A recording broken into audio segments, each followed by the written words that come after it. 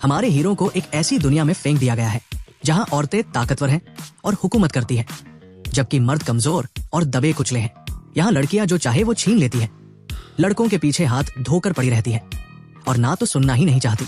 झांग हाओ पूरी कोशिश करता है कि अपनी मर्दांगी बचाए रखे, पर जब आपकी सौतेली बहन बिजली की तरह कयामत हो और उस पर उसे आप पर क्रश भी हो तो मामला थोड़ा टेढ़ा हो जाता है। और मुसीबत तब और बढ़ जाती है जब वो स्कूल पहुंचता है। वहां की लड़कियां तो उसके पीछे पागल है। ऐसा लगता है जैसे सबको उससे बस एक ही चीज चाहिए, पर उसने भी ठान लिया है कि वो अपनी इज्जत बचाकर रहेगा। आपको लगा होगा कि ऑफिस में शायद कुछ अलग होगा। जी नहीं, उसकी लेडी बॉस भी बाकी सब जैसी ही है। वो सब उसे इसलिए चाहती है क्योंकि वो दूसरों जैसा नहीं है। इस औरतों वाली दुनिया में वो सबसे मर्दाना मर्द है। जिस देवी ने हमारे हीरो को इस मुसीबत में डाला था, वो उसे बस एक बात बताती है, अगर उसे वापस अपनी दुनिया यानी धरती पर जाना है तो उसे इस खतरनाक नारीवादी दुनिया में एक असली मर्द बनकर दिखाना होगा। सुनने में तो आसान लगता है, पर दिक्कत यह है कि यहाँ मर्दानगी नाम की चीज लगभग खत्म हो चुकी है। अब उसका मिशन है इस उल्टी दुनिया को बदलना और सबको ये दिखाना कि एक असली मर्द की ठसक क्या होती है। रही बात हमारे हीरो की, तो पहले वो बस एक मामूली सा ऑफिस कर्मचारी था जिसे हर कोई दबा देता था।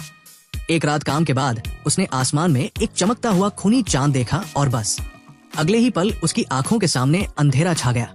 जब उसकी आंख खुली तो वो एक बिल्कुल अलग जगह पर था।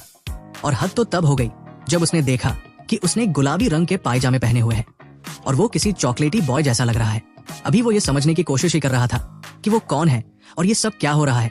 तभी अचानक दरवाजा धड़धड़ाते हुए खुलता है। एक आदमी जो शायद उसका बाप है अंदर आता है और उसे जल्दी तैयार होने को कहता है। उन्हें ईलोंग नाम के एक दोस्त के साथ शॉपिंग पर जाना है। ये नाम सुनते ही हीरो के कान खड़े हो जाते हैं। उसे याद आता है कि ईलोंग तो तगड़ी बॉडी और टैटू वाला एक खूंखार पहलवान हुआ करता था। डर के मारे वो फौरन पायजामे उतारता है और बाहर भागता है क्योंकि वो उस पहलवान को इंतजार नहीं कराना चाहता। पर जैसे ही वो ईलोंग के पास पहुंचता है, उसके होश उड़ जाते हैं। उसके सामने खड़ा आदमी अब मर्द जैसा लग ही नहीं रहा था। वो तो हाउ से भी ज्यादा नाजुक कली बना हुआ था। जब उसके पिता उन दोनों को साथ देखते हैं तो वो ईलोंग की तारीफों के पुल बांधने लगते हैं। कहते हैं कि एक संस्कारी लड़के को ऐसा ही होना चाहिए। तभी झांग हाओ इंटरनेट खंगालता है और उसे असली कड़वी सच्चाई का पता चलता है। इतिहास की किताबों में सिर्फ औरतों की जीत के किस्से भरे थे, जबकि मर्दों को सिर्फ घर संभालने के लायक समझा जाता था। इस दुनिया में मर्दों का शरीर औरतों जितना मजबूत नहीं है और ना ही उनमें ज्यादा झेलने की ताकत है। मर्दों का काम है बच्चे पालना और औरतें बाहर के सारे भारी काम करती है। पता नहीं क्यों, पर औरतों को मर्दों से ज्यादा अहमियत मिलने की वजह से उनकी आबादी में भी बड़ा फर्क आ गया है। यहाँ मर्दों को छोटे बच्चों की तरह पाला जाता है। बड़े होने पर वो औरतों वाले शौक पाल लेते हैं, जैसे मेकअप करना, और साथ ही उन्हें उन गुंडी लड़कियों से भी बचना पड़ता है जो उन पर बुरी नजर रखती है। झांग हाओ को इस नई दुनिया में आए अभी कुछ ही घंटे हुए थे और उसका दिमाग चकरा गया। उसे अब ये सब और बर्दाश्त नहीं था। वो अपने दोस्त ईलोंग को साथ लेता है और कहता है कि अब हम अपनी खोई हुई मर्दांगी वापस लेकर आएंगे। ईलोंग को लगता है कि उसके दोस्त का दिमाग सटक गया है, पर फिर भी वो उसके साथ चल पड़ता है। जब वो एक टैटू की दुकान पर पहुंचते हैं तो देखते हैं कि वहां सिर्फ लड़कियां हैं। वो सब इन दोनों को ऐसे देख रही थी जैसे इन लड़कों ने अपने कोमल बदन पर टैटू बनवाकर कोई बड़ा पाप कर दिया हो। झांग हाओ का सब्र अब जवाब दे गया। वो ये साबित करने के लिए एक फोटो खींचने की कोशिश करता है कि वो एक असली मर्द है। जैसे ही वो अपने शरीर का थोड़ा सा हिस्सा दिखाता है, आसपास की सारी लड़कियां पागल हो जाती हैं और एक्साइटमेंट में शोर मचाने लगती है। जब वो घर लौटता है तो उसे एहसास होता है कि उसका अपना घर भी इस अजूबे से अछूता नहीं है। उसकी बहन झांग कियान साक्षात अप्सरा है। वो खुद सोच में पड़ जाता है कि इतनी सुंदर लड़की उसके घर में क्या कर रही है। तभी उसे याद आता है कि उसके पिता की नई पत्नी की एक बड़ी बेटी भी है। वो फौरन अपने ख्यालों को झटकता है। हाओ जी मजाक में कहती है कि उसका भाई थोड़ा शर्मीला है, पर वो उसे जिस अजीब नजर से देख रही थी उससे हाओ को घबराहट होने लगती है। जब वो अपने कमरे में लौटता है तो उसे लगता है कि आज का दिन बहुत ही थका देने वाला था। उसे अच्छे कपड़े पहनाए गए, जबरदस्ती मेकअप थोपा गया, गुंडियों ने परेशान किया और ऊपर से उसके पिता और ईलोंग दोनों बिल्कुल जनाना बन चुके थे। वो गुस्से में पैर पटकने लगता है, पर इससे पहले कि वो शांत हो पाता, उसकी सौतेली बहन कमरे में घुस आती है। वो उसे काबू में करने के लिए बिस्तर पर धकेल देती है और उसे जोर से गले लगा लेती है। उसके गले लगकर झांग हाओ को लगता है कि भले ही ये दुनिया उल्टी पुल्टी है, पर इसके अपने ही कुछ मजे हैं। रात को जब वो चैन की नींद सो रहा होता है, उसे धीमी आवाज में अपना नाम सुनाई देता है। जब उसकी नींद खुलती है तो वो देखता है कि उसके कमरे में एक लड़की खड़ी है। और वो डर के मारे चीखने लगता है। वो लड़की शांति से उसे याद करने को कहती है, क्योंकि वही उसे यहाँ लेकर आई है। झांग हाओ को अचानक याद आता है कि ये वही खूनी चांद वाली आवाज है। वो झट से उसके करीब जाता है और सवाल करता है कि वो उसे इस अजीब दुनिया में क्यों लाई है। वो लड़की अपना introduction goddess of the blood moon के रूप में देती है और कहती है कि उसने बस वही किया जो वो चाहता था। हाओ ने कभी कहा था कि उसे अपनी वर्जिनिटी खत्म करनी है, पर वो कर नहीं पा रहा, इसलिए देवी उसे यहाँ ले आई, जहाँ उसकी ये समस्या चुटकियों में हल हो सकती है। वो इशारा करती है कि इस दुनिया में बहुत सी लड़कियां पहले से ही उसे पसंद करती है। झांग हाओ घबराने लगता है, पर देवी अपनी बात जारी रखती है। वो कहती है कि वो अपनी दुनिया में वापस जा सकता है, लेकिन तभी जब वो एक काम पूरा कर दे। अपनी पुरानी जिंदगी में वो हमेशा डींगे मारता था कि वो एक असली मर्द है। उसने हमेशा सिर्फ बाहरी खूबसूरती देखी थी, खुद को कभी बेहतर बनाने की कोशिश नहीं की। एक असली मर्द को मेहनत करना आना चाहिए। ऐसा थोड़े ही है कि एक मर्द अपने हाथों से पानी का नल तक नहीं खोल सकता। तो अब इस दुनिया में जहां औरतें हावी हैं, उसे सच में एक असली मर्द बनकर दिखाना होगा, तभी वापस जाने का रास्ता खुलेगा। अगर वो ऐसा नहीं कर पाया तो उसे इसी दुनिया के रंग में रंगना होगा। ये बात झांग हाओ को मंजूर नहीं थी, पर इससे पहले कि वो बहस करता, देवी गायब हो गई और उसे ढेरों सवालों के साथ अकेला छोड़ दिया। वो सोचने लगा कि आखिर असली मर्द बनने का मतलब क्या है और उसे करना क्या होगा। अगली सुबह जब वो सोकर उठा तो उसे लगा कि शायद ये सब कोई अजीब सा सपना था, पर जब उसने अपने कमरे में उस देवी का स्कार्फ पड़ा देखा तो उसे समझ आ गया कि मिशन असली है और उसे ये पूरा करना ही होगा। वो सोचने लगा कि इस औरतों के राज वाली दुनिया में असली मर्द का क्या वजूद है। उसे इस बारे में कुछ नहीं पता था। उसे बस एक बात का यकीन था कि फिलहाल तो वो खुद भी थोड़ा जनाना ही लग रहा है, तो मिशन चाहे जो भी हो, उसे चुनौतियों का सामना करने के लिए इस नई दुनिया को और करीब से समझना होगा। बाद में वो एक बायोलॉजी की किताब खोलता है ताकि देख सके कि यहाँ इश्क मुश्क का चक्कर कैसे चलता है। उसे एहसास होता है कि यहाँ औरतें इतनी ज्यादा ताकतवर हैं कि मर्दों के पास उनके आगे झुकने के अलावा कोई चारा ही नहीं है। झांग हाओ को ये गुलामी कतई पसंद नहीं आई। वो अपनी उसी दुनिया में वापस जाना चाहता है जहाँ सब कुछ नॉर्मल था। साथ ही वो उस रात हुई अजीब एस्ट्रोनॉमिकल घटना ब्लड मून पर भी अपनी रिसर्च शुरू करना चाहता है। हो सकता है कि ये सब सिर्फ किसी चुंबकीय गड़बड़ी की वजह से हुआ हो, पर इसके लिए वो सिर्फ खुद पर भरोसा कर सकता था। उसे गहराई से छानबीन करनी होगी और शायद वो किसी एक्सपर्ट की मदद भी ले सके। पर दिक्कत यह है कि वो अभी सिर्फ एक हाई स्कूल का स्टूडेंट है जिसकी जेब खाली है। किसी एक्सपर्ट को पैसे देने की औकात अभी उसकी नहीं है। फिलहाल उसके पास एक ही रास्ता है, पहले थोड़े पैसों का जुगाड़ करना। जब वो अपने कमरे से बाहर निकलता है तो देखता है कि उसकी सौतेली बहन किचन में खड़ी है। कुछ सेकंड के लिए तो वो बस टकटकी लगाकर उसे देखता ही रह जाता है। तैयार होते वक्त झांग हाओ को एहसास होता है कि उसका चेहरा वाकई काफी हैंडसम है। बस थोड़े से फीचर्स कोमल या लड़कियों जैसे हैं, पर फिर भी वो जैसा दिख रहा है उसे पसंद आ रहा है। इस नई दुनिया में ये उसका स्कूल का पहला दिन है। जब वो घर से बाहर निकलता है तो देखता है कि उसकी सौतेली माँ उसके पिता के साथ सरेआम छेड़खानी कर रही है, जबकि उसकी बहन किनशिन दरवाजे पर उसका इंतजार कर रही है। अपने बाप के लिए झांग हाओ के मन में जो थोड़ी बहुत इज्जत बची थी वो भी धुआं हो गई। वो फौरन वहां से निकल गया, क्योंकि वो एक पल भी वहां नहीं रुकना चाहता था। उसने सोचा था कि वो जनाना जिंदगी को पीछे छोड़ देगा, पर ऐसा हुआ नहीं। जैसे ही वो अपने बेस्ट फ्रेंड इलोंग से मिला, उसने देखा कि इलोंग तो पूरी तरह से शर्मीली दुल्हन बना हुआ है। इलोंग अपनी नई लिपस्टिक के बारे में बतिया रहा था, जो इस साल का नया ट्रेंड था। झांग हाओ उसे थोड़ा तमीज और मर्दों की तरह रहने को कहता है, पर तभी उसे एहसास होता है कि उसकी बातों से इलोंग का दिल दुख गया है। वो फौरन बात संभालता है और कहता है कि उसकी बातों का बुरा मत मानना, वो तो बस एक असली मर्द बनना चाहता है। इलोंग को तो असली मर्द का मतलब तक समझ नहीं आता, पर इससे पहले कि वो कुछ और पूछता, इलोंग को कुछ अजीब दिखता है। वो झांग हाओ को आगाह करता है कि उन्हें यहाँ से जल्दी निकलना चाहिए, क्योंकि कुछ थरकी लड़कियां उन्हें ताड़ रही है। और वाकई एक मोटी सी लड़की खंभे के पीछे छिपकर बड़ी बड़ी आंखों से लड़कों को घूर रही थी। झांग हाओ को ये सब बड़ा मजाकिया लगता है। उसे लगता है कि इलोंग कुछ ज्यादा ही डर रहा है। वो कहता है कि डरने की कोई बात नहीं है, हम दोनों जवान मर्द हैं, हमें एक खंभे के पीछे छिपी लड़की से डरने की जरूरत नहीं है। पर इलोंग उसकी बात नहीं मानता। वो कोई रिस्क नहीं लेना चाहता। वो झांग हाओ का हाथ पकड़कर उसे खींचने लगता है। इससे पहले कि हाओ कुछ कह पाता, वो थरकी लड़की उनकी तरफ एक कदम और बढ़ाती है और इलोंग सरपट भाग पड़ता है। वो इतनी तेज भागता है कि हाओ की सांस फूल जाती है। जब वो काफी दूर निकल जाते हैं, तब जाकर कहीं अपनी सांसें काबू में करते हैं। इलोंग परेशान है कि कहीं उसका मेकअप खराब ना हो गया हो, पर झांग हाओ का ध्यान कहीं और ही है। वो एलिसन के बिजनेस स्कूल में पढ़ रहा है जहाँ आसपास की सारी लड़कियां मजबूत हैं और स्पोर्ट्स जैसे भारी काम करती है। वो सोचता है कि उसका परिवार काफी अमीर होगा, क्योंकि ये स्कूल काफी महंगा लग रहा है और यहाँ रईस खानदान के बच्चे पढ़ते हैं। झांग हाओ अपनी क्लास के माहौल को समझने की कोशिश करता है और देखता है कि ये दुनिया वाकई कितनी अलग है। यहाँ मर्द इतने कमजोर हैं कि खुद पानी की बोतल तक नहीं खोल पाते। वो लड़कियों के सामने हाथ फैलाते हैं और लड़कियां बड़ी आसानी से बिना किसी मेहनत के बोतल खोल देती हैं। झांग हाओ को ये बात हजम नहीं होती। वो पूरे कॉन्फिडेंस के साथ आगे बढ़ता है और कहता है कि वो बोतल खोल देगा। वो बोतल पकड़ता है और खुद को साबित करने के लिए पूरा जोर लगा देता है, पर चाहे वो कितना भी हाथ पैर मार ले, बोतल का ढक्कन टस से मस नहीं होता। आखिर में अपनी बेइज्जती महसूस करते हुए वो बोतल वापस उस लड़की को दे देता है और अपनी हार मान लेता है। ये शर्मिंदगी तो बस शुरुआत थी। जैसे ही लड़कियों ने उसे संघर्ष करते देखा, वहां भीड़ जमा हो गई। वो सब उसे घेर लेती है और मजाक उड़ाते हुए कहती है कि उनकी बोतल भी खोल कर दिखाए और बदले में वो उससे बात करने का मौका देंगी। झांग हाओ का दम घुटने लगता है। वो चिढ़कर जमीन पर बैठ जाता है, जबकि लड़कियां उसके और करीब आने लगती है। तभी ईलोंग भागकर उसके पास आता है। वो हाथ हिलाकर सबको पीछे हटाता है और कहता है कि झांग हाओ को अकेला छोड़ दो, उसकी तबीयत ठीक नहीं है और उसे खुली हवा चाहिए। भीड़ धीरे धीरे हटने लगती है, पर हाओ का ध्यान इन सब पर नहीं है। उसका दिमाग तो कहीं और ही चल रहा है। वो बस यही सोच रहा है कि एक असली मर्द बनने की राह में उसने कितनी तरक्की की है। फिलहाल तो इसका जवाब है बिल्कुल 0।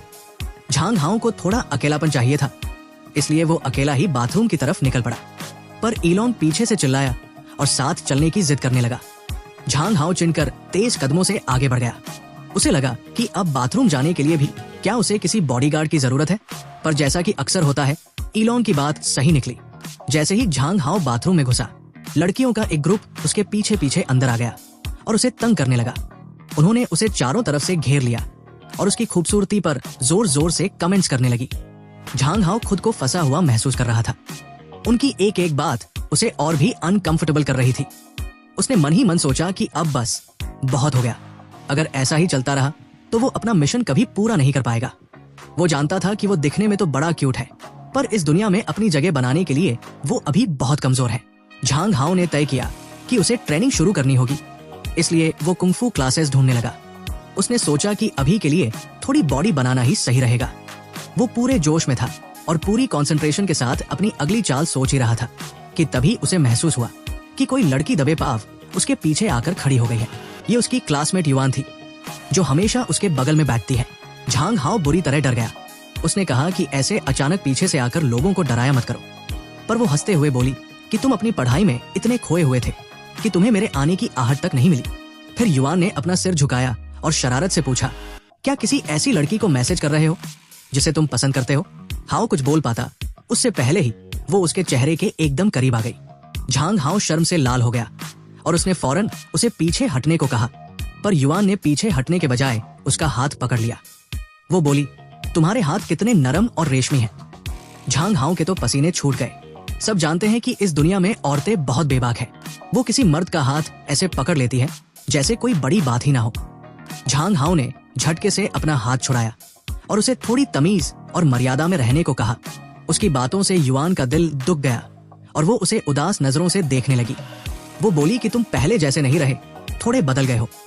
पर हाओ को पता था कि वो तो वैसा ही है, बस दुनिया बदल गई है। युवान ने माहौल हल्का करने के लिए कहा कि अगर तुम थक गए हो तो मैं तुम्हें मसाज दे देती हूँ। झांग हाओ घबरा गया और उसे पीछे धकेलने की कोशिश की, पर तभी उसे एहसास हुआ कि वो लड़की वाकई कितनी मजबूत है। उसमें इतनी ताकत नहीं थी कि वो उसका मुकाबला कर सके, और इस बात ने उसे और भी छोटा महसूस कराया। वो जूझ ही रहा था कि किस्मत से क्लास का दरवाजा खुला।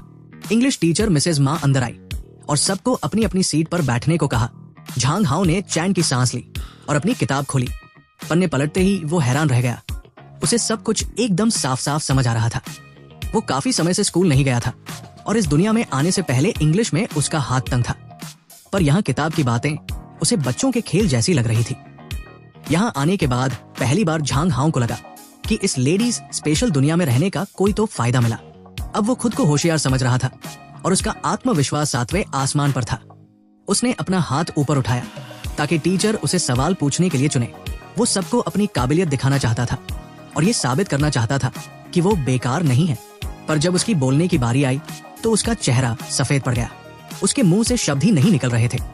यहाँ तक कि प्रोफेसर भी रुक गए और बोले कि तुम्हारी तबीयत ठीक नहीं लग रही, तुम्हें स्कूल की नर्स के पास जाना चाहिए। झांग हाओ ने चारों तरफ देखा, पूरी क्लास उसे ही ताक रही थी। सबकी नजरें उस पर गड़ी थी और उसे घुटन महसूस होने लगी। लड़कियां आपस में कानाफूसी करने लगी कि ये आज कितना अजीब बर्ताव कर रहा है। उनकी बातें सुनकर उसे और भी शर्म आने लगी। उसने अपना सिर झुका लिया और सोचने लगा कि काश धरती फट जाए और वो उसमें समा जाए, या फिर बस उसकी नींद खुल जाए और वो अपने घर पहुंच जाए। बाद में जब वो और ईलोंग साथ चल रहे थे तो ईलोंग ने टोका कि तुम बहुत थके हुए लग रहे हो। झांग हाओ ने बहाना बनाया कि उसकी नींद पूरी नहीं हुई है, पर सच तो ये था कि वो इन लड़कियों से परेशान हो चुका था। वो हर वक्त उससे चिपकी रहती थी और कभी कभी तो कॉरिडोर में चलते हुए उसे गलत तरीके से छूने की भी कोशिश करती थी। ऊपर से कुछ बैकबेंचर लड़के जो उतने हैंडसम नहीं थे, वो जलन के मारे हाओ को फंसाने की कोशिश करते रहते थे।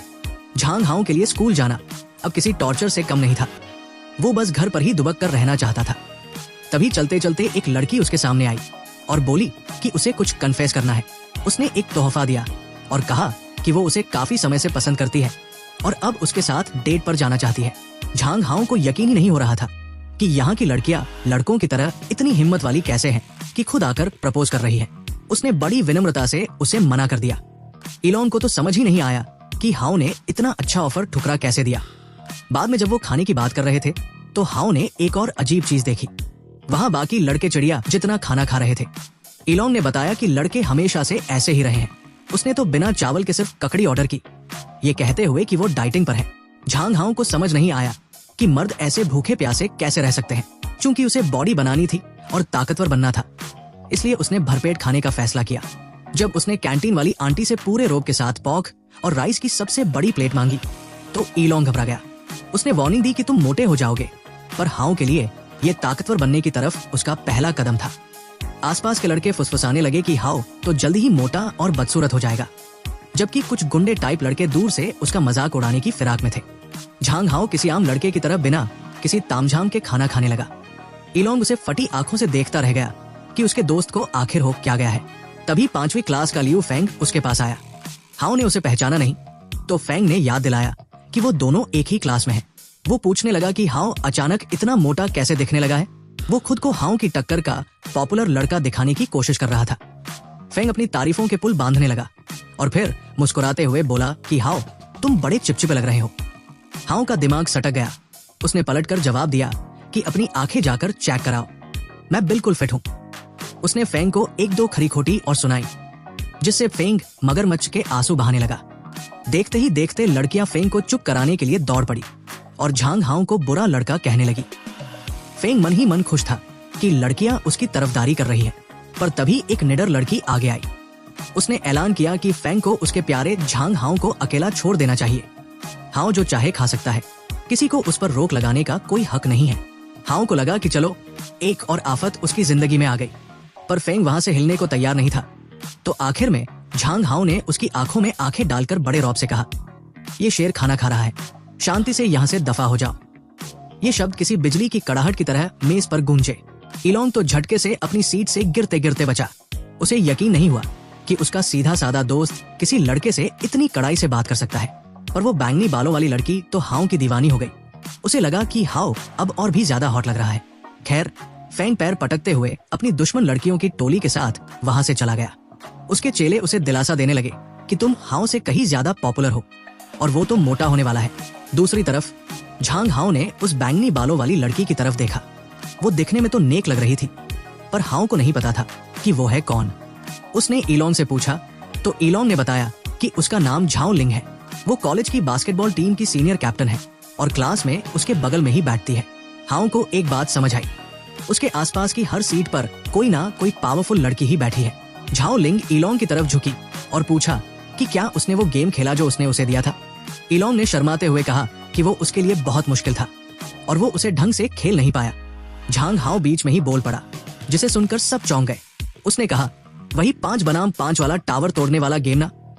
ईलोंग के हाथ से तो चॉपस्टिक ही गिर गई। उसे यकीन नहीं हुआ कि हाओ ने वो गेम खेला है, क्योंकि पिछली बार तो उसने साफ कह दिया था कि उसे इन लड़कियों वाले गेम्स में कोई दिलचस्पी नहीं है।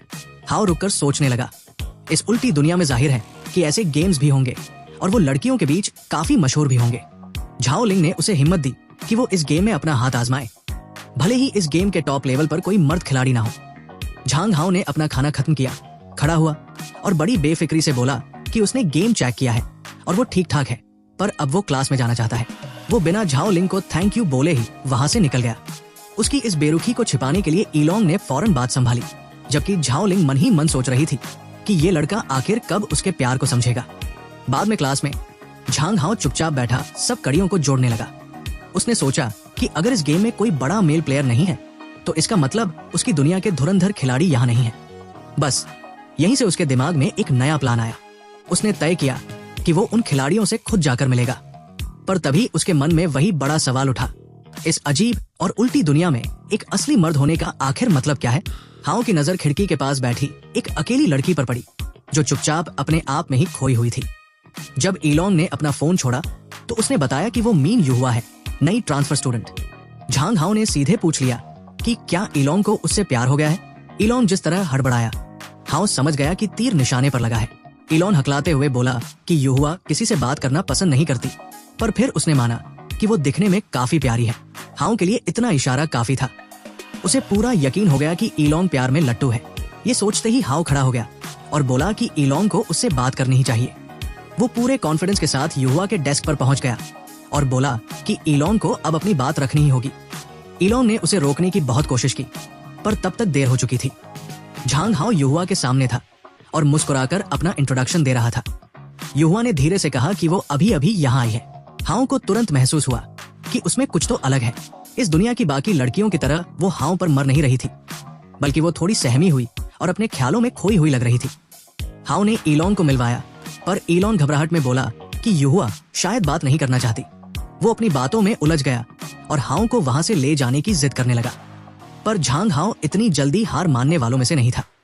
वो थोड़ा आगे झुका और पूछा कि क्या वो इंग्लिश की किताब पढ़ रही है या फिर उसे उनसे बात करने का मन नहीं है। युहुआ ने अपनी नजरें झुकाई और बड़ी ईमानदारी से जवाब दिया। उसने कहा कि उसे समझ नहीं आ रहा कि वो क्या कहे। झांग हाओ को फौरन समझ आ गया कि उसे कोई दिलचस्पी नहीं है। ऐसा नहीं है, वो तो बस बेचारी बहुत ज्यादा शर्मीली है। तो हाओ ने वही किया जो उसे सही लगा। उसने अपना हाथ आगे बढ़ाया और कहा कि उन्हें दोस्त बन जाना चाहिए। वो चाहता था कि वो इतनी सहज महसूस करे कि जब चाहे उससे बात कर सके। ये पल भले ही छोटा सा था, पर हाओ के लिए ये एक जीत थी। उसने सोचा कि असली मर्द वो होते हैं जो तब पीछे नहीं हटते जब किसी लड़की को लगे कि उसे सब कुछ अकेले ही झेलना है। तभी युआन अपनी उसी जाने पहचानी ऊंची आवाज में चिल्लाती हुई अंदर आती है और पूछताछ करने लगती है कि झांग हाओ उस नई लड़की के साथ क्या गुल खिला रहा है। झांग हाओ का तो जैसे दम ही निकल गया। युआन जरूरत से ज्यादा बोलती है, पर तभी उसे एक आइडिया आया। वो मुस्कुराया और बोला कि युआन को युहुआ की पक्की सहेली बन जाना चाहिए, ताकि वो अपनी जबरदस्त एनर्जी और मिलनसार स्वभाव से युहुआ को इस स्कूल में अकेला महसूस न होने दे। बिना देर किए उसने उन दोनों को पास किया और युआन से ये काम करने की गुजारिश की। युआन खुशी से झूम उठी और मान गई। जैसे ही झांग हाओ अपनी सीट की तरफ मुड़ा, युहुआ ने उसे एक नजर देखा। उसने दबी आवाज में उसे थैंक यू कहा। आवाज धीमी थी, पर उसमें एहसान भरा था। झांग हाओ बड़े सुकून के साथ आगे बढ़ा और पहली बार उसने खुद से एक बात मानी। शायद वो अब 50% असली मर्द बनने के करीब पहुंच चुका है और इस अजीब दुनिया से निकलने का रास्ता भी साफ हो रहा है। थोड़ी देर बाद झांग हाओ अपने कमरे में बैठा हैवी मेटल गाने सुन रहा था। उसने खुद को समझाया कि एक असली मर्द को हमेशा रॉक एंड रोल का शौकीन होना चाहिए। अचानक उसकी बहन किनशिन अंदर आई और पूछा कि वो क्या कर रहा है। झांग हाओ तो अपनी सीट से उछल ही पड़ा, क्योंकि उसने नाम मात्र के कपड़े पहने हुए थे। उसे इस हालत में देखकर हाओ एकदम सक्का गया। उसने हड़बड़ाते हुए जवाब दिया कि वो बस गाने सुन रहा है। किनशिन उसके और करीब आई। उसकी चाल में एक अलग ही नजाकत थी। उसने कहा कि वो भी गाने सुनना चाहती है।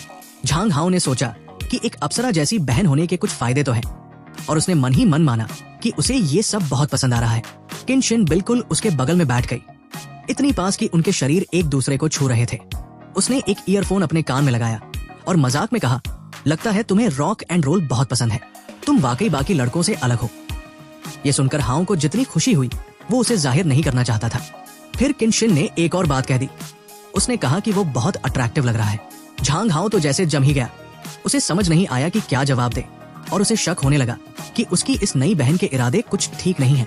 वहीं दूसरी तरफ उसने खुद को मनाया कि ये जरूर एक इम्तिहान है, ये देखने के लिए कि उसमें असली मर्दानगी है भी या नहीं।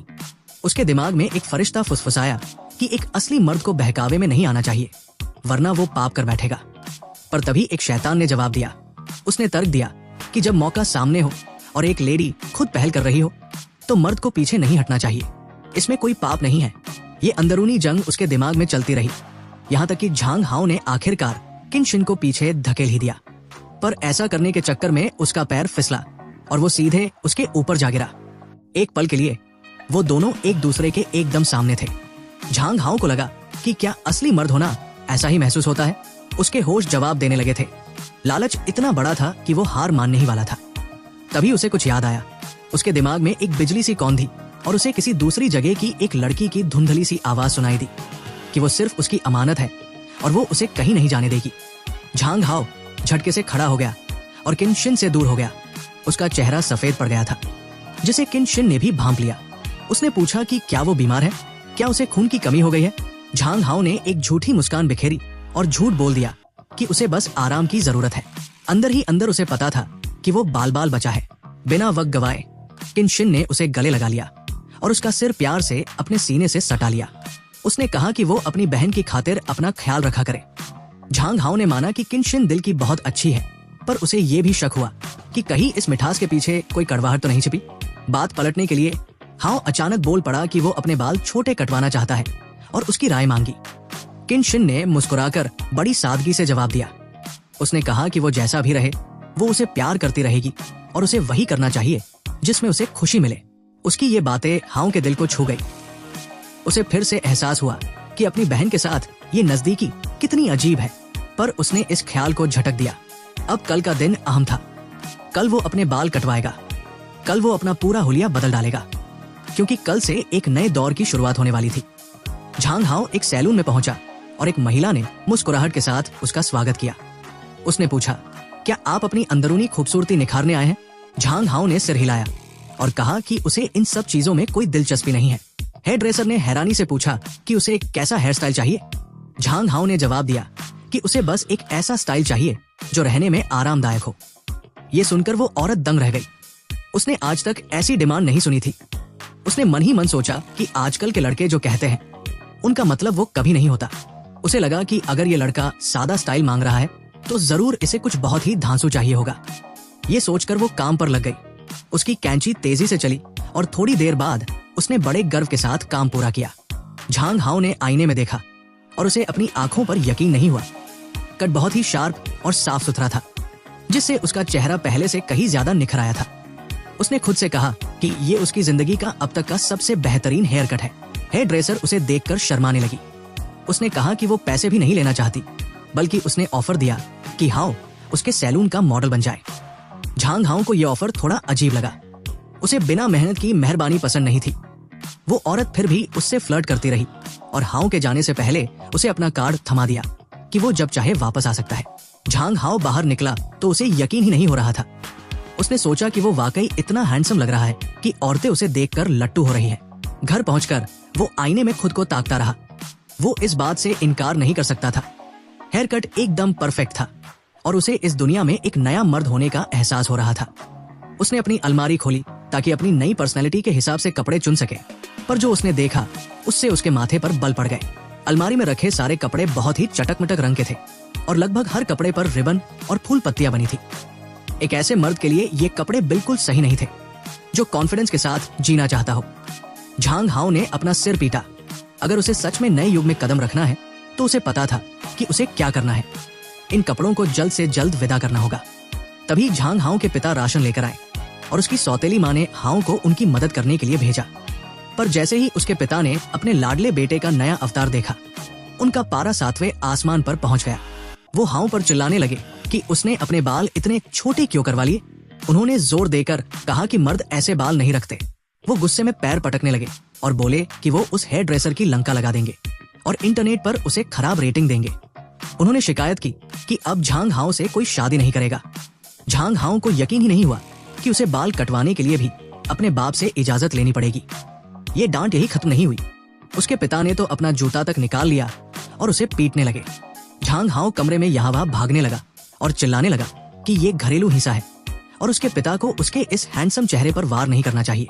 तभी किन शिन अंदर आई और पूछा कि ये क्या हंगामा मचा है।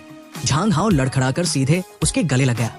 उसने मुस्कुराते हुए उसे संभाला और अपने पिता की ओर मुड़ी। उसने बड़े शांत भाव से कहा कि थोड़ा संयम रखें, वरना इतनी छोटी छोटी बातों पर स्ट्रेस लेने से उनकी सेहत बिगड़ जाएगी। उसने झांग हाओ के हेयर कट को गौर से देखा। बाल काफी छोटे थे, जिससे वो थोड़ी अनकंफर्टेबल हुई, पर अपने छोटे भाई को बचाने के लिए उसने झूठ बोल दिया कि वो अच्छा लग रहा है। उसने ये भी झूठ कह दिया कि हाओ ने कल उससे इजाजत ली थी, इसलिए पिताजी को गुस्सा होने की कोई जरूरत नहीं है। झांग हाओ के पिता का गुस्सा फिर भी शांत नहीं हुआ। वो बड़बड़ाते हुए खाना बनाने चले गए, पर उनके चेहरे से साफ था कि वो अंदर ही अंदर सुलग रहे हैं। झांग हाओ ने अपनी बहन को शुक्रिया कहा कि उसने उसे पिता की कुटाई से बचा लिया। किन शिन मुस्कुराई और बड़ी सादगी से बोली कि वो उसकी बहन है और जाहिर है कि वो हमेशा उसकी रक्षा करेगी। फिर उसने हाओ को अपने कमरे में बुलाया क्योंकि वो उसे कुछ दिखाना चाहती थी। झांग हाओ बड़ा एक्साइटेड था। उसे लगा कि वो किसी आम किशोरी का कमरा देखेगा जो फूलों और सजावट से भरा होगा, पर जैसे ही उसने अंदर कदम रखा वो सुन्न रह गया। किन शिन का कमरा जरा भी लड़कियों जैसा नहीं था। वो एकदम ठंडा और व्यवस्थित था, बिल्कुल किसी डॉक्टर के ऑपरेशन थिएटर की तरह। किन शिन अपनी मेज के पास गई और एक छोटा सा डिब्बा उठाया। उसने बताया कि जब वो लोग यहाँ रहने आए थे तब उसे गिफ्ट देने का मौका नहीं मिला था, पर अब वो तैयार है। उसने डिब्बा खोला जिसमें हीरे के 2 इयररिंग्स थे। झांग हाओ तो हक्का बक्का रह गया। उसने कहा कि ये तो बहुत महंगे होंगे। किन शिन ने सिर हिलाया और कहा कि वो उसकी खुशी के लिए कुछ भी कर सकती है। पहली बार झांग हाओ को एहसास हुआ कि एक बहन का प्यार क्या होता है, और उसने खुद से कहा कि उसे ये नई जिंदगी पसंद आ रही है। पर अपने कमरे में लौटते ही उसके विचार फिर बदलने लगे। वो सोचने लगा कि उन हीरों की कीमत कितनी होगी। अगर उसने उसे इतना कीमती तोहफा दिया है तो उसे भी बदले में कुछ देना होगा। पर हेयर कट के पैसे देने के बाद उसकी जेब खाली थी। तभी उसके फोन की स्क्रीन चमक उठी। इलोंग का मैसेज था। इलोंग ने बताया कि उसने एक नया नॉवल लिखा है और हाओ को उसे पढ़ना चाहिए। झांग हाओ को अचानक एक आइडिया आया, अगर इलोंग नॉवल लिख सकता है तो वो क्यों नहीं। पैसे कमाने का ये सबसे तेज रास्ता हो सकता है। उसने बहादुर मेल हीरोज और ताकतवर मिलिट्री क्वींस के बारे में कहानियां लिखने का फैसला किया। इसी सोच के साथ वो काम पर बैठ गया। झांग हाओ ने एक खाली पन्ना खोला और अपनी नई किताब का टाइटल टाइप किया। उसने इसका नाम रखा, मर्दों की दुनिया में एक असली औरत। वो अपनी कुर्सी पर पूरे आत्मविश्वास के साथ पीछे झुका। उसे यकीन था कि ये अगला सुपरहिट नॉवल होगा। अगले दिन स्कूल में झांग हाओ का फोन बजा। उसने चेक किया तो देखा कि जिस वेबसाइट पर उसने नॉवल अपलोड किया था वहां से एक नोटिफिकेशन आया है। उसे हैरानी हुई कि उसकी कहानी ने सिग्नेचर रिक्वेस्ट पास कर ली है और अब उसे खुद एडिटर से कांटेक्ट करना होगा। उसे अंदाजा नहीं था कि रिव्यू प्रोसेस इतना तेज होगा। अब से उसे हर अपडेट के लिए रोजाना पैसे मिल सकते थे। उसे लगा कि उसका प्लान काम कर रहा है और अब वो अच्छे पैसे कमा पाएगा। झांग हाओ ने सोचा कि इस बात पर एक जश्न तो बनता है। उसने खुद को एक आइसक्रीम पार्टी देने का सोचा, पर दिक्कत ये थी कि उसकी जेब में सिर्फ $1 बचा था। इतने में तो सिर्फ एक सस्ती सी चुस्की ही आ सकती थी।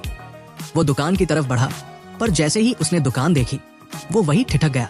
वो जगह बहुत जानी पहचानी लग रही थी। अचानक पुरानी यादें उसके दिमाग में ताजा हो गई। अपनी पिछली जिंदगी में ये वही दुकान थी जहां वो पहली बार अपनी बहन एमी से मिला था। एमी तब स्कूल के आखिरी साल में थी। वो कद में छोटी थी पर बहुत मजबूत थी। वो अंकल किम की बेटी थी जिनकी दुकान झांग हाओ के घर के बिल्कुल बगल में थी। इसी वजह से उनके परिवार बहुत करीब थे। एमी बहुत ही दयालु और खुशमिजाज लड़की थी। वो अक्सर झांग हाओ से कहती थी कि वो उसे लंच कराएगी। उस वक्त हाओ को लगा था कि शायद इसे ही पहली नजर का प्यार कहते हैं। झांग हाओ अक्सर स्कूल के बाद एमी से मिलने जाता था। कभी कभी तो वो बस उसे दूर से एकटक निहारता रहता था। एक दिन उसने हिम्मत जुटाई और अपने प्यार का इजहार कर दिया, पर एमी ने बस एक घबराई हुई मुस्कान दी और कहा कि उसे अपनी उम्र के लड़के पसंद हैं। हाओ जैसा छोटा बच्चा नहीं। उस दिन झांग हाओ का दिल टूट गया था। फिर भी उसने हार नहीं मानी। उसने कसम खाई कि वो खूब मेहनत करेगा, ताकतवर बनेगा और एक दिन ऐसा मर्द बनेगा जो एमी की रक्षा कर सके। ये उसकी पिछली जिंदगी का वादा था। पर अब हालात बदल चुके हैं। इस नई दुनिया में उसकी तारीफ उसकी ताकत के लिए नहीं बल्कि उसकी खूबसूरती के लिए हो रही है। और इसी ख्याल के साथ झांग हाओ ने फैसला किया कि इस बार वो नाकामयाब नहीं होगा। इस बार उसे पक्का यकीन है कि वो एमी का दिल जीत लेगा। पर जैसे ही झांग हाओ दुकान पर पहुंचता है उसे चिल्लाने की आवाजें सुनाई देती है। एमी अपने पिता से बहस कर रही थी। वो कह रही थी कि वो बस शादी के लिए थोड़े पैसे जोड़ना चाहती है, पर उसे कड़ी मेहनत करने का कोई शौक नहीं है। उसके पिता उसे समझा रहे थे कि जिंदगी ऐसे नहीं चलती। उन्होंने उसे याद दिलाया कि दूसरे खानदानों की बेटियां तो उससे भी उम्र में बड़ी हैं। फिर भी वो रात दिन एक करके पढ़ाई और काम कर रही है। झांग हाओ थोड़ा हिचकिचाया। उसे लगा कि जहां बहस चल रही हो वहां से दूर रहना ही भलाई है। पर तभी एमी अंदर आ गई। जैसे ही उसने एमी का चेहरा देखा, उसकी धड़कनें तेज हो गई। उसके लिए वो आज भी उतनी ही हसीन थी जितनी पहले थी। एक पल के लिए तो वो सारी बहस भूल गया जो उसने अभी अभी सुनी थी। पर फिर उसकी नजर एमी के पूरे हुलिये पर पड़ी। वो वही सन्न रह गया। एमी उसकी यादों से कहीं ज्यादा चौड़ी और तगड़ी हो चुकी थी। उस झटके से वो लगभग भागने ही वाला था। इससे पहले कि वो मुड़ पाता, एमी की नजर उस पर पड़ गई। उसने सीधे उसकी आंखों में झांका और पूछा, क्यों रे, अपने बालों के साथ ये क्या अजीब हरकत कर ली तूने? झांग हाओ डर के मारे वही जमीन पर ढेर हो गया। उसका पूरा बदन कांप रहा था और आंखों से आंसू टपक रहे थे। वो गिड़गिड़ाने लगा कि एमी उसके पास ना आए, पर रोते रोते भी उसका चेहरा हाओ को अपनी ओर खींच रहा था। उसकी खूबसूरती उसे बहका रही थी और उसके मुंह से बस एक ही पुकार निकल रही थी कि उसकी वही पुरानी वाली प्यारी एमी वापस आ जाए जिसे वो पहले से जानता था। एमी दीदी ने झांग हाओ को एक कुर्सी पर ऐसे बिठाया जैसे वो कोई बंधक बना हुआ हीरो हो। वो उसके लिए तरबूज की फांके लेकर आई और बोली, बड़े दिनों बाद यहाँ चक्कर लगाया तूने। उसने कहा कि शर्माने की जरूरत नहीं है, पर हाओ तो अंदर से थरथर कांप रहा था और उसे अपनी जान की फिक्र हो रही थी। उसने घबराते हुए कहा कि उसे कुछ नहीं खाना, बस यहाँ से जाने दो। एमी जोश में आ गई और उसे कुर्सी पर ही ऊपर नीचे उछालने लगी। उसमें इतनी ज्यादा ताकत थी कि वो कुर्सी ही टूट गई। एमी ने चौंक कर सांस खींची और पूछा कि कहीं उसे चोट तो नहीं लगी, जैसे कि ये सब उसने खुद न किया हो। झांग हाओ झटके से उसकी पकड़ से दूर भागा। उसने कहा कि वो ठीक है और उसे अचानक कोई बहुत जरूरी काम याद आ गया है। एक सेकंड भी गवाए बिना वो वहां से 9-2-11 हो गया। एमी पीछे से उसे आवाजें देती रही और उसका नंबर मांगती रही, पर हाओ तब तक दुकान से कोसों दूर जा चुका था। घर पहुंचकर वो सोचने लगा। उसे बड़ा अफसोस हो रहा था कि एमी जैसी हसीन लड़की किंग कोंग जैसी तगड़ी कैसे हो गई, पर साथ ही उसने ये भी माना कि वो खुद भी वैसा ही बनना चाहता है, तभी तो लोग उसे एक असली मर्द कहेंगे। इसीलिए उसने खुद को समझाया कि उसे जल्द ही कुंफू की क्लास शुरू करनी चाहिए। पर दिक्कत ये थी कि पिछली बार जब उसने चेक किया था तो उन क्लासेस की फीस आसमान छू रही थी। ऊपर से उसे अपनी बहन किनशिन के लिए गिफ्ट भी खरीदना था और अपनी अलमारी का कबाड़ भी साफ करना था। काम की लिस्ट बढ़ती जा रही थी और जेब पूरी तरह खाली थी। उसने सोचा कि काश उसकी कोई बम्पर लॉटरी लग जाए तो सारी मुश्किलें एक झटके में हल हो जाए। वो ये सोच ही रहा था कि किसी ने उसे टोक दिया। हाओ ने ऊपर देखा तो किनशिन घर पर ही थी। वो दीवार के सहारे उल्टी खड़ी होकर योगा कर रही थी। ये नजारा देखकर वो हक्का बक्का रह गया। उसे एहसास हुआ कि इस दुनिया की लड़कियां भी योग करती हैं। पर किनशिन ने बताया कि उसने ये सब सिर्फ इसलिए शुरू किया क्योंकि वो जिम से बोर हो गई थी। वो एक्सरसाइज आजमाना चाहती थी जो आमतौर पर मर्द करते हैं। हाओ को लगा कि ये तो होना ही था। इस उल्टी पुल्टी दुनिया में कोई भी अच्छी चीज अपनी जगह पर थोड़े ही रहेगी। किनशिन ने हाओ को भी अपने साथ योग करने को कहा क्योंकि उसके मुताबिक हाओ का ये सुखा साढ़ा और कमजोर शरीर उसके लिए बहुत बड़ी मुसीबत है। उसने कहा कि हर लड़की उसे छेड़कर चली जाएगी। हाओ एक पल के लिए सन्न रह गया क्योंकि उसे अचानक एहसास हुआ कि अपनी बहन के सामने वो वाकई बहुत कमजोर है। उसकी मर्दानगी को ठेस पहुंची और उसका मेल ईगो जाग उठा। उसने किनशिन की कलाई पकड़ी और उसे पंजा लड़ाने की चुनौती दे दी, ये साबित करने के लिए कि वो गलत है। किनशिन उसकी इस अजीब हरकत पर हंसी, पर फिर भी वो चुनौती के लिए मान गई। दोनों ने तय किया कि जो हारेगा उसे विजेता को कुछ देना होगा। मुकाबला शुरू हुआ। किनशिन तो जैसे खेल रही थी, पर झांग हाओ ने अपनी पूरी ताकत झोंक दी। उसने दांत पीसते हुए ऐलान किया कि ये सिर्फ पंजा लड़ाना नहीं है, यहाँ उसकी इज्जत दाव पर लगी थी। उसके दिमाग में बीते जमाने के उन मर्दों की याद आने लगी जिन्होंने इससे कहीं ज्यादा दुख झेले थे। वो खामोशी से अपनी पहचान छिपाकर जीते थे, पर आखिरी दम तक अपनी मर्दानगी की आन बान शान बनाए रखी थी। पर यहाँ देखो, उसके साथ किसी कांच की गुड़िया जैसा बर्ताव हो रहा था जो कुछ कर ही नहीं सकता। उसका गुस्सा तब और बढ़ गया जब किनशिन उसे चिढ़ाने लगी कि एक छोटे बच्चे के हिसाब से वो बुरा नहीं खेल रहा। हाओ के हाथ में दर्द होने लगा, पर उसने हार मानने से इनकार कर दिया। उसके मैनली प्राइड ने उसे लड़ते रहने को कहा, पर उसकी तड़प खत्म करने के लिए आखिरकार किनशिन ने अपनी पूरी ताकत लगाई और उसे एक पल में हरा दिया। फिर वो बड़े प्यार से मुस्कुराई और बोली कि उसने वाकई बहुत अच्छा मुकाबला किया। झांग हाओ ने एक ठंडी सांस भरी और फिर से ये बात मान ली कि इस दुनिया में वो कमजोर ही है। उसने किनशिन से पूछा कि अब जब वो हार गया है तो वो उसके साथ क्या करना चाहती है। किनशिन ने हाउ का हाथ अपने गाल से सटाया और कहा कि वो देखना चाहती है कि किसी की जांघ को तकिया बनाकर सोना कैसा महसूस होता है। झांग हाउ ने तो कभी ऐसा सोचा भी नहीं था, पर जब उसने किनशिन की मजबूत टांगे देखी जो योग और वर्कआउट से बनी थी, तो उसने सोचा चलो देख लेते हैं। वो बैठ गया और बोला कोई बात नहीं। पर हाउ को अपनी गोद में सुलाने के बजाय किनशिन ने अपना सिर हाउ की गोद में रख दिया। झांग हाउ उसे फटी आंखों से देखता रह गया, क्योंकि उसके हिसाब से तो ये लड़कियों वाली पोजीशन थी, उसकी नहीं। किनशिन ने अपनी आंखें मूंद ली और कहा कि उसकी टांगे उतनी ही कोमल है जितना उसने सोचा था। उसने पूछा कि क्या वो थोड़ी देर और ऐसे ही रह सकती है। उसकी मासूमियत देखकर हाउ ने सिर हिला दिया और कहा कि वो जब तक चाहे ऐसे ही रह सकती है, क्योंकि आखिरकार वो एक ऐसा मर्द है जो अपनी जुबान का पक्का है और वो सब करेगा जो उससे उम्मीद की जाती है। कुछ दिनों बाद झांग हाउ पूरे राइटिंग मोड में था, चश्मा लगाए काम कर रहा था कि तभी उसका फोन बजा। वो हैरान था कि वीकेंड पर उसे कौन मैसेज करेगा। वो युआन थी जो उसे एम्यूजमेंट पार्क बुला रही थी, क्योंकि वो युवा के साथ जा रही थी। उसने पहले ही हाउ के बेस्ट फ्रेंड इलोंग को उसे पिक करने के लिए कह दिया था। चूंकि ये कोई न्योता नहीं बल्कि हुक्म था, हाउ के पास तैयार होने के अलावा कोई चारा नहीं था। तभी हाउ को इलोंग की आवाज सुनाई दी, जो अपनी छोटी बहन के साथ दरवाजे पर पहुंच चुका था। हाउ तो शांति से अकेले वक्त बिताना चाहता था, पर अब उसे महफिल जमानी पड़ेगी। जब वो उनसे मिलने गया तो वो छोटी बच्ची अचानक उस पर झपट पड़ी। झांग हाउ चकरा गया, क्योंकि उसने उसे पहले कभी नहीं देखा था। उसने इलोंग से पूछा कि ये कौन है, और इलोंग तो लगभग रोने ही वाला था कि उसके बेस्ट फ्रेंड ने उसकी खुद की बहन को भुला दिया। ये इलोंग की 6 साल की बहन लीलिंग थी। इलोंग ने उसे हाउ से किसी वेलक्रो की तरह खींचकर अलग किया और बताया कि वो हाउ से तब मिली थी जब वो सिर्फ 4 साल की थी, तो जाहिर है कि उसे कुछ याद नहीं होगा।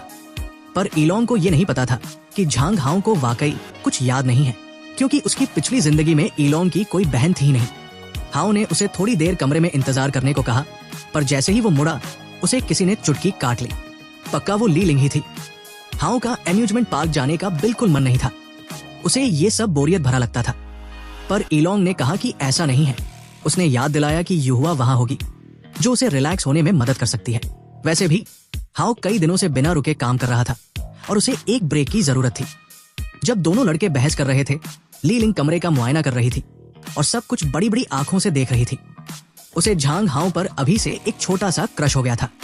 आखिरकार हाउ खड़ा हुआ और बोला कि वो लोग हॉन्टेड हाउस चलेंगे, पर पहले उसे कपड़े बदलने थे।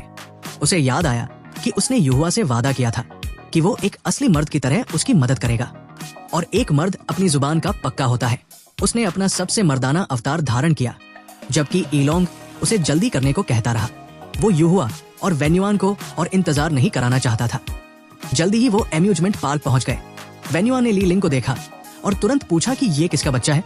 लीलिंग ने बिना झिझक झूठ बोल दिया कि वो हाउ के घर से आई है।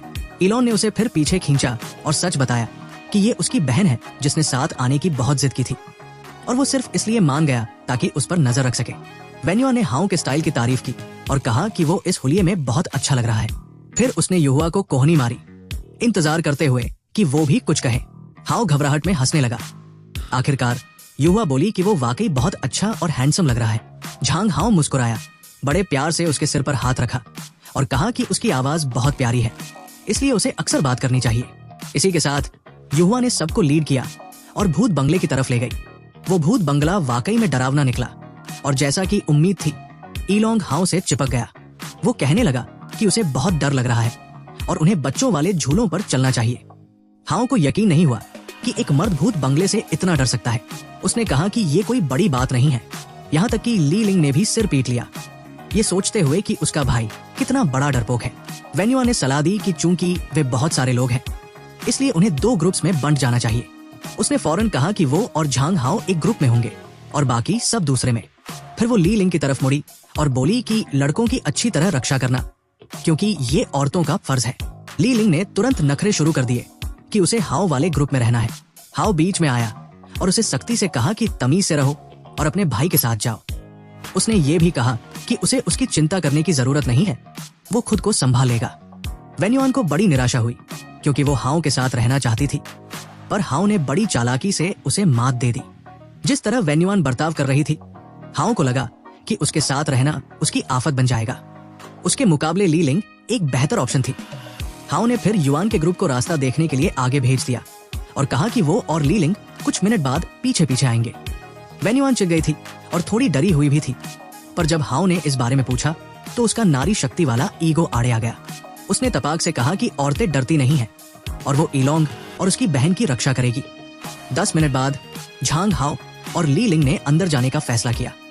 हाओ ने वादा किया कि वो उसकी रक्षा करेगा क्योंकि वो उसकी सनफ्लावर है और ली लिंग के पास उसकी बात मानने के अलावा कोई चारा नहीं था। जैसे ही वे भूत बंगले में घुसे, उन्हें सबके चीखने चिल्लाने की आवाजें सुनाई देने लगी। अंदर से आती चीखें सुनकर हाओ समझ गया कि युआन उतनी भी बहादुर नहीं है जितना वो दिखावा करती है। फिर वो युवा की तरफ मुड़ा और पूछा कि क्या उसे डर लग रहा है। उस लड़की ने बड़ी मासूमियत से सिर हिलाया, जो इस दुनिया में बड़ा अजीब था क्योंकि यहाँ लड़कियां आमतौर पर बहुत कॉन्फिडेंट होती है। हाओ ने कहा कि डरने में कोई बुराई नहीं है और अगर उसे डर लगे तो वो उसे गले लगा सकती है, पर युवा के लिए इतना नजदीक आना थोड़ा ज्यादा हो गया था, इसलिए उसने बस हाओ की आस्तीन को हल्के से पकड़ लिया। हाओ किसी हीरो की तरह हर उस भूत प्रेत को नजरअंदाज करता रहा जो उन्हें डराने की कोशिश कर रहा था और आगे बढ़ता रहा। वो भूत बंगला उम्मीद से ज्यादा बड़ा था और 10 मिनट चलने के बाद हाओ को लगा कि कुछ गड़बड़ है। जब वो मुड़ा तो उसने देखा कि युवा उसके पीछे नहीं है। उसे एहसास हुआ कि वो रास्ता भटक गई है, इसलिए वो फौरन उसे ढूंढने के लिए पीछे भागा। यहाँ वहां ढूंढने के बाद आखिरकार उसने उसे एक अलमारी के अंदर छिपा हुआ पाया। उसने पूछा कि वो वहां क्यों बैठी है। युवा ने माना कि वो रास्ता भटक गई थी और खुद को बचाने के लिए अलमारी में छिप गई। हाओ उसकी इस भोली बात पर धीरे से हंसा और उसे नन्ही चिड़िया कहकर पुकारा। उसने कहा कि डरो मत, मैं तुम्हें यहाँ से ले जाने आया हूँ। युवा को बड़ी राहत मिली। उसे एहसास हुआ कि वो झांग हाओ पर भरोसा कर सकती है क्योंकि वो पहला इंसान था जिसने उसके साथ इतनी नरमी से बर्ताव किया था। जब वे आखिरकार भूत बंगले से बाहर निकले, इलोन डर के मारे थर-थर कांप रहा था और कह रहा था कि वो अब दोबारा कभी ऐसी जगह नहीं आएगा। यहाँ तक कि उसकी 6 साल की बहन ने भी सिर हिलाया और उसे शर्मिंदा करने वाला कह डाला। जब हाओ और युहुआ वापस आए तो इलोन खुशी के आंसू रोने लगा कि सब सुरक्षित है। वेन्युआन ने पूछा कि तुम दोनों को अंदर इतना वक्त क्यों लगा? क्या तुम दोनों ने कोई मजेदार काम किया? झांग हाओ ने उसकी चुटकी ली ताकि वो अपनी बकवास बंद करे। जैसे ही युहुआ उनकी तरफ बढ़ी, हाओ ने नोटिस किया कि कुछ ठीक नहीं है। उसे पसीना आ रहा था और उसकी सांसें फूल रही थी। इससे पहले कि वो कुछ कर पाता, युहुआ बेसुध होकर उसकी बाहों में गिर गई। तभी हाओ को समझ आया कि युहुआ बेहोश हो गई है। इलोंग हमेशा की तरह घबराने लगा। वो बोला कि हमें पुलिस को फोन करना चाहिए, पर उसे अपना फोन ही नहीं मिल रहा था। यहाँ तक कि युआन भी बौखला गई और एम्बुलेंस को फोन मिलाने लगी। हाओ ने उनसे कहा कि चिंता मत करो, मैं इसे संभालूंगा। उसने बड़ी सावधानी से युहुआ को उठाया, पास के एक बेंच पर ले गया और उसे आराम से लिटा दिया। इलोन ने घबराकर पूछा कि अब क्या करें? शायद इसे CPR की जरूरत है। फिर उसे एहसास हुआ कि इसका मतलब तो ये होगा कि हाओ उसका फर्स्ट किस बन जाएगा। वेन्युआन को ये बात बिल्कुल पसंद नहीं आई और वो तुरंत चिल्लाई कि वो 911 पर फोन कर देती है। झांग हाओ शांत रहा और उसने उनसे कहा कि तुम लोग जाकर लंच और पानी ले आओ, तब तक मैं उसे जगाने की एक आसान कोशिश करता हूँ। उसने युहुआ का सिर अपनी गोद में रखा और धीरे से उसके गाल को थपथपाया। तभी युहुआ धीरे से अपनी आंखें खोलती है और पूछती है कि वो उसके कान क्यों खींच रहा है। झांग हाओ हंसते हुए कहता है कि वो तो बस बेहोश हो गई थी और वो बस ये देखना चाहता था कि क्या इस छोटी सी तरकीब से उसकी नींद खुलेगी। युहुआ धीरे से मानती है कि वो बहुत डर गई थी, पर अब बेहतर महसूस कर रही है। झांग हाओ उसे समझाता है कि अगर उसे अच्छा न लगे तो अगली बार से ऐसे भूत बंगलों में जाने की जिद न किया करे। युहुआ सिर हिलाती है और फिर बुदबुदाती है कि उसे बस अब सोना है।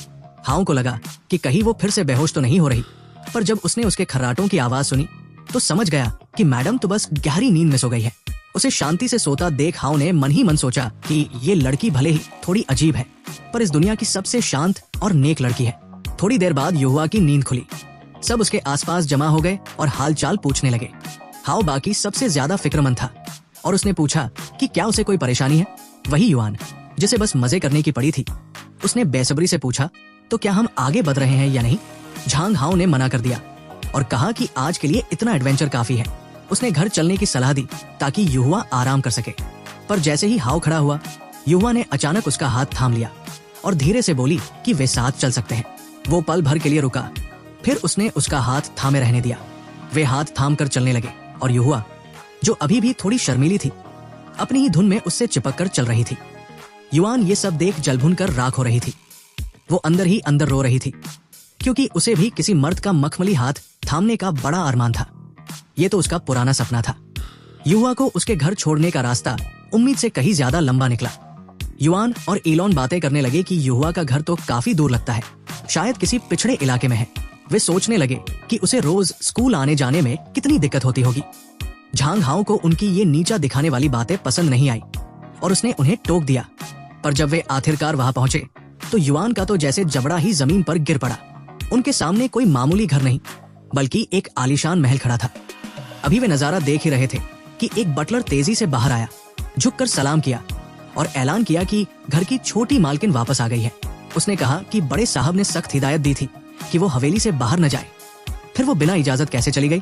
बाकी सब तो जैसे बुद्ध बन गए।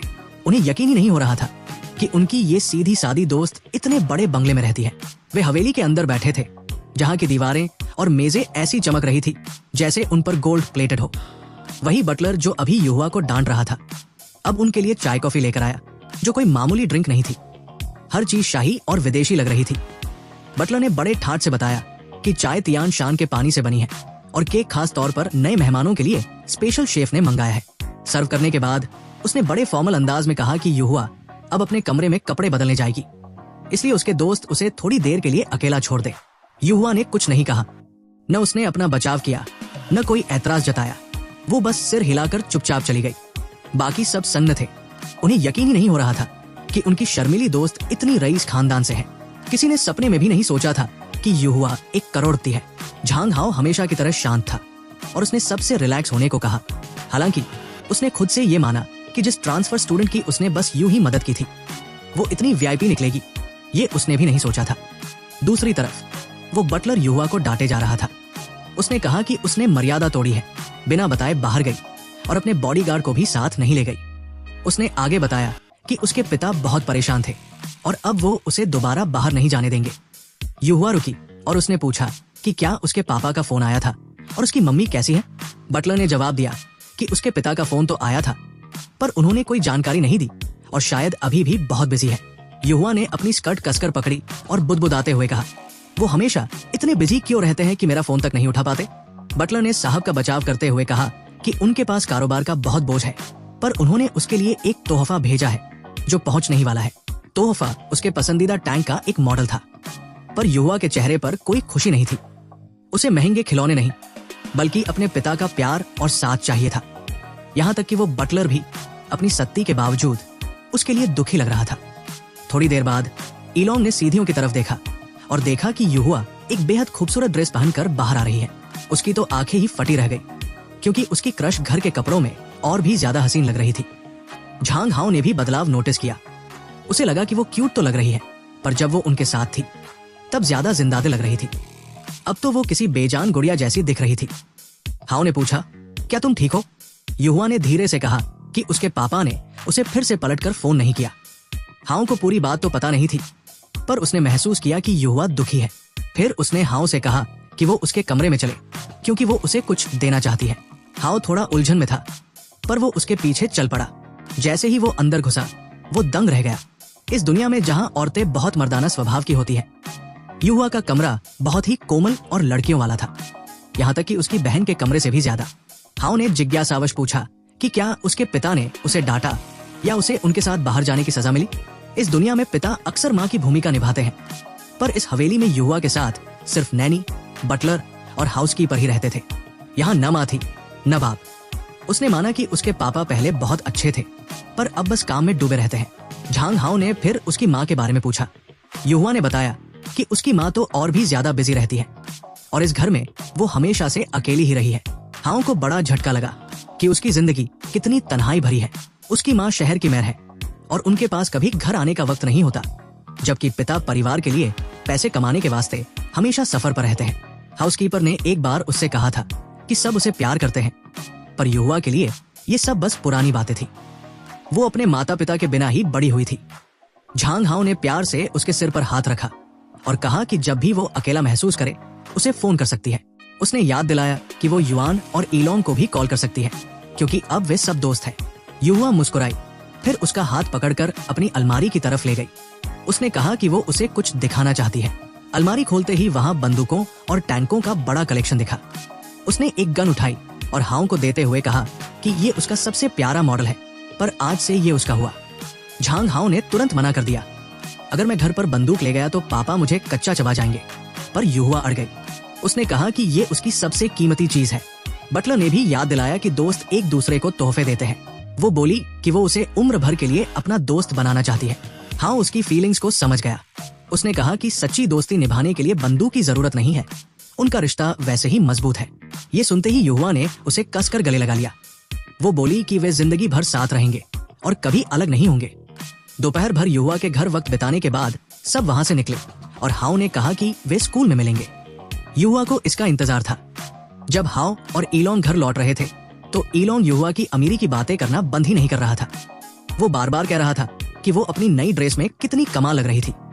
उसे भी लगा कि उसे कुछ नए, शायद फॉरेन ब्रांड के कपड़े खरीदने चाहिए। हाउ ने मजाक में कहा, भाई तेरे पास पहले से ही स्टाइल मारने के लिए बहुत बाल है और पैसे बर्बाद मत कर। तभी झांग हाउ को याद आया कि अगर उसका दोस्त कपड़े खरीदना चाहता है तो ये उसके लिए भी एक बढ़िया मौका है। वो काफी समय से अपने वो गुलाबी, रिबन और फूल पत्तियों वाले कपड़े फेंकना चाहता था। अब वो आखिरकार उन्हें बदल सकता था। जोश में आकर उसने कहा कि कल सुबह सबसे पहले वे शॉपिंग पर चलेंगे। शॉपिंग मॉल में ईलोंग ने पूछा कि आखिर माजरा क्या है। हाउ ने समझाया कि वो बस अपना वार्डरोब अपडेट करना चाहता है। उसने अपनी पार्ट टाइम जॉब से कुछ पैसे बचाए थे और अब वो बिना किसी रोक-टोक के शॉपिंग करना चाहता था। ईलोंग भी पूरे शॉपिंग मूड में आ गया और हाउ के लिए सबसे बढ़िया चीजें चुनने में मदद करने लगा। हाउ ने ढेर सारे पैसे खर्च किए और सोचा कि शायद लड़कियों को ऐसा ही महसूस होता होगा जब वो बेतहाशा शॉपिंग करती है। थोड़ी देर बाद ईलोंग को भूख लगी और उसने खाना खाने की सलाह दी। वे पास के एक रेस्टोरेंट में गए। ऑर्डर देते वक्त हाउ ने नोटिस किया कि कुछ लोग उसके बारे में फुसफुसा रहे हैं और उसे हैंडसम कह रहे हैं। उसने उनकी तरफ देखा और ईलोंग भी थोड़ा कंफ्यूज लग रहा था, पर हाउ ने इसे नजरअंदाज किया और कहा कि वे खाने पर ध्यान दे। फिर भी उसे महसूस हो रहा था कि कोई उसे ताक रहा है। जब वो खा रहा था, एक अनजान लड़की ने चुपके से उसकी फोटो खींच ली। उसने अपनी सहेली से कहा कि रेस्टोरेंट में उसे एक बहुत ही हैंडसम लड़का मिला है जिससे वो शादी करना चाहती है। उसने वो फोटो इंटरनेट पर डाल दी। थोड़ी देर बाद हाउ की इंस्टिंक्ट्स ने उससे कहा कि उसे टोपी पहन लेनी चाहिए। जब ईलोंग ने वजह पूछी तो हाउ ने जवाब दिया कि उसे अपनी लुक की वजह से थोड़ा लो प्रोफाइल रहना पड़ेगा। ईलोंग उसकी खूबसूरती से जलता नहीं था, बल्कि उसने भी हामी भरी कि हाउ को सावधान रहना चाहिए, क्योंकि social media celebrity Zhang Zhang हमेशा कहती है कि दुनिया में बहुत दरिंदे घूम रहे हैं। हाउ की सावधानी सही थी, क्योंकि उसे पता भी नहीं था कि वो रेस्टोरेंट का सबसे सुंदर लड़का बनकर इंटरनेट पर ट्रेंड करने लगा है। इंटरनेट पर लड़कियां उसकी दीवानी हो रही थी और उसका नंबर मांग रही थी। इसी बीच एक भूरे बालों वाली लड़की ने उसकी फोटो देखी। जैसे ही उसे पता चला कि ये लिंगलिंग ने डाली है, वो खुशी से चिल्ला उठी, क्योंकि वो उस लड़की को जानती थी। इसका मतलब था कि अब उसके पास हाउ के करीब जाने का एक मौका है। घर पहुंचकर झांग हाउ सोफे पर पसर गया और बोला कि शॉपिंग ने उसे थका दिया है। फिर भी उसे लगा कि ये मेहनत वसूल है, क्योंकि अब वो उन पुराने बेकार कपड़ों से पीछा छुड़ा पाएगा। अचानक उसके फोन की घंटी बजी। उसके बेस्ट फ्रेंड का फिर से कॉल था। हाउ ने सोचा कि ये अभी तो मिला था, अब फिर क्यों जान खा रहा है। कॉल उठाते ही ईलोंग चिल्लाया, भाई तू तो स्टार बन गया, तू इंटरनेट पर ट्रेंड कर रहा है। हाउ को कुछ समझ नहीं आया। ईलोंग ने बताया कि रेस्टोरेंट वाली फोटो वायरल हो गई है। उसने हाउ को वी ब्लॉग खोलने को कहा, क्योंकि वो सर्च लिस्ट में टॉप 5 में था। वही उसकी बहन लिंगलिंग बहुत गुस्से में थी, क्योंकि उसे लगता था कि उन फोटोज पर सिर्फ उसका हक है। हाउ ने आखिरकार ऐप खोली और देखा कि वो रैंकिंग में नंबर 4 पर है। कमेंट्स में औरतें उसे हॉट और कमाल कह रही थी। कुछ ने तो यहाँ तक कह दिया कि उसे फिल्म इंडस्ट्री ज्वाइन कर लेनी चाहिए, क्योंकि वो बहुत हैंडसम है। यहाँ तक कि रेस्टोरेंट वालों ने भी कमेंट किया कि उन्हें गर्व है कि दुनिया का सबसे खूबसूरत मर्द उनके यहाँ खाना खाने आया। हाउ के तो होश उड़ गए। उसे अपनी आंखों पर यकीन नहीं हो रहा था। फिर भी उसने खुद को तसल्ली दी कि ये सब बस कुछ दिनों का शोर है। उसने रिलैक्स होने के लिए एक गेम की लाइव स्ट्रीम देखनी चाहिए, पर स्क्रीन पर कुछ गंदे एड्स आने लगे, जिन्हें उसने तुरंत डिलीट कर दिया। शुक्र है कि गेमिंग वाला हिस्सा थोड़ा नॉर्मल था। उसका पसंदीदा गेम अभी भी वहां था। हालांकि अब उसकी प्रेजेंटर एक लड़की थी। उसे लगा कि जब तक वो अच्छा खेल रही है तब तक कोई बात नहीं। तभी उसके दिमाग में एक विचार आया, चूंकि वो अब बड़ा हो चुका है तो क्यों न वो अपनी खुद की लाइव ब्रॉडकास्ट शुरू करे। अपनी स्किल्स के साथ ये राइटिंग के मुकाबले पैसे कमाने का आसान रास्ता होगा। वो ये सोच ही रहा था कि उसकी बहन किन शिन अंदर आ गई। उसने बताया कि उसने पूरा दिन रिसर्च इंस्टीट्यूट में बिताया, फिर भी उसे खबर मिल गई कि उसका छोटा भाई इंटरनेट सेंसेशन बन गया है। हाओ को बड़ी शर्मिंदगी महसूस हुई कि उसे भी पता चल गया। किनशिन ने पूछा कि क्या वो आज ईलोंग के साथ बाहर गया था। हाओ को लगा कि शायद वो गुस्सा होगी, पर उसने सच बोल दिया कि वे नए कपड़े लेने साथ गए थे। वो उसके एकदम करीब आ गई, उसे अपनी जगह से हिलने तक का मौका नहीं दिया और उसका चेहरा गंभीर हो गया। उसने पूछा, क्या किसी ने तुम्हें परेशान किया? हाओ थोड़ा हिचकिचाया पर फिर बोला कि ऐसा कुछ नहीं हुआ, और अगर ऐसा होता भी है तो उसे खुद पर भरोसा है कि वो अपनी रक्षा कर सकता है। किनशिन को लगा कि हाओ बहुत नादान है। उसने बताया कि इस दुनिया की औरतें उसकी कल्पना से कहीं ज्यादा डरावनी हैं। बात करते हुए उसने बड़े प्यार से उसे छुआ और याद दिलाया कि वो अपने पिता का इकलौता बेटा है। अगर उसे कुछ हुआ तो वो माता पिता को क्या जवाब देगी? उसने चेतावनी दी कि अगर कोई अनजान औरत उसे फिर कभी परेशान करे तो वो तुरंत उसे बताए। उसने ये भी कहा कि वो उसे बताकर बाहर जाया करे कि वो कहाँ जा रहा है। किनशिन उसके इतने करीब आ गई कि हाओ को लगा अगर वो नीचे देखेगा तो सीधे उसके सीने से जा टकराएगा। थोड़े इंतजार के बाद वो आखिरकार पीछे हटी और जाने के लिए मुड़ी, पर फिर वो रुकी और बोली कि एक आखिरी बात है। बिना पूछे उसने हाओ का फोन अपने हाथ में ले लिया और पता नहीं क्यों इससे हाओ को थोड़ी घबराहट होने लगी। अगले दिन औरतों का एक ग्रुप हाओ के स्कूल के बाहर इकट्ठा हो गया। झाड़ियों में छिपकर हाओ उनकी बातें सुनने लगा कि वो अचानक कहाँ गायब हो गया। वे कह रही थी कि वो यही कहीं छिपा होगा और उन्हें उसे ढूंढना ही होगा, क्योंकि आजकल ऐसे सुंदर और डैशिंग मर्द बड़ी मुश्किल से देखने को मिलते हैं। झांग हाओ एक एक शब्द सुन रहा था और उसकी घबराहट बढ़ती जा रही थी। उसे समझ नहीं आ रहा था कि आखिर चल क्या रहा है। उसने तुरंत फोन निकाला और मदद के लिए ईलोंग को कॉल किया, पर इससे पहले कि हाओ कुछ बोल पाता, ईलोंग चिल्लाया, भाई तू घर पर ही रह, स्कूल आने की गलती मत करना। कल की खबर के बाद वहाँ भारी भीड़ जमा हो गई है। अब जब सबको पता चल गया है कि झांग हाओ इसी स्कूल का स्टूडेंट है, तो लड़कियों का पूरा मेला उसे घेरने और उसे अपनी आंखों में बसाने के लिए उमड़ पड़ा है। हाओ को अपनी फूटी किस्मत पर यकीन नहीं हो रहा था। वो तो बस थोड़ी शांति और इस अजीब दुनिया से बाहर निकलने का रास्ता चाहता था। यहाँ तो ऐसा लग रहा था जैसे सब उसे कच्चा चबा जाना चाहते हैं। ईलोंग ने सलाह दी कि आज की छुट्टी कर ले और इस बवाल से दूर रहे। वैसे भी स्कूल में पहले ही बहुत से लोग उससे चिढ़ते थे और अब तो पूरी दुनिया की नजर उस पर है। झांग हाओ वहाँ से जितना तेज हो सके भागा और अपनी बहन किनशिन को खबर दी। उसने उससे गुजारिश की कि वो पापा को मना ले ताकि उसे स्कूल न जाना पड़े। यहाँ तक कि उसकी बहन ने भी कहा कि घर जाओ और बाकी सब भूल जाओ। अब घर पर वो इतना बोर हो गया कि उसे समझ नहीं आ रहा था कि क्या करे। उसने सोचा कि क्यों न इस मौके का फायदा उठाकर गेमिंग और लाइव ब्रॉडकास्टिंग की प्रैक्टिस की जाए। चूंकि वो 18 साल का हो चुका था, उसे लगा कि पार्ट टाइम नौकरी करने के बजाय गेम खेलकर पैसे कमाना बेहतर है।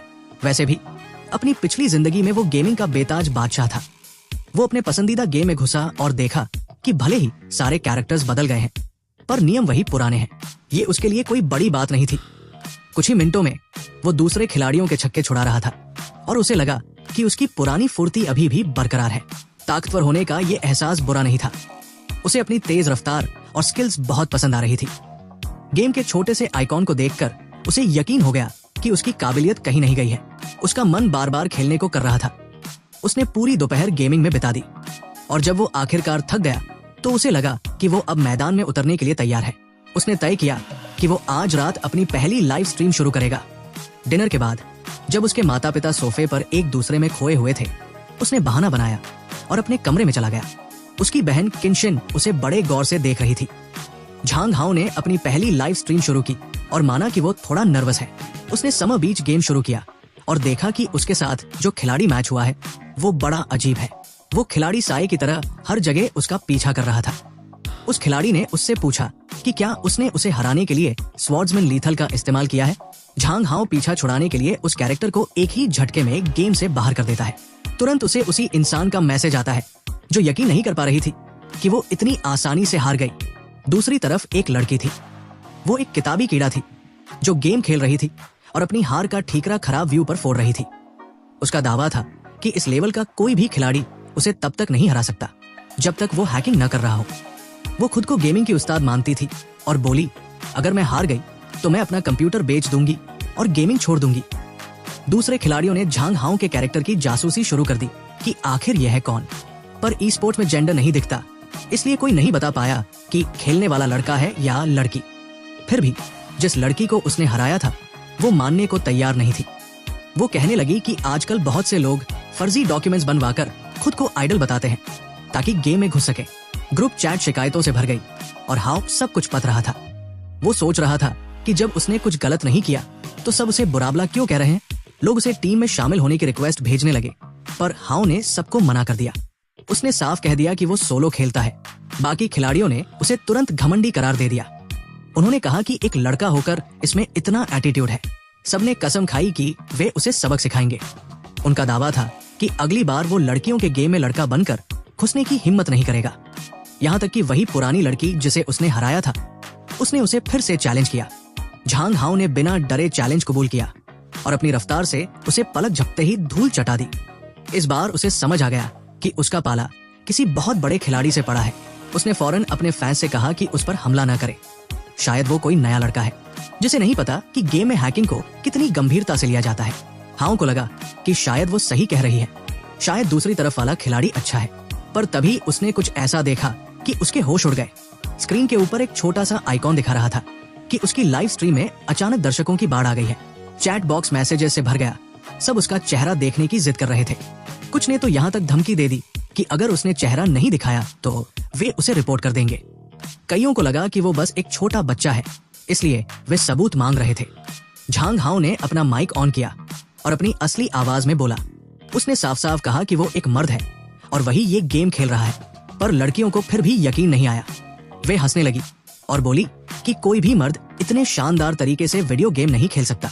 झांग हाउ ने उनसे पूछा कि उन्हें उसकी स्ट्रीम मिली कैसे, क्योंकि उसने कोई हैक इस्तेमाल नहीं किया है।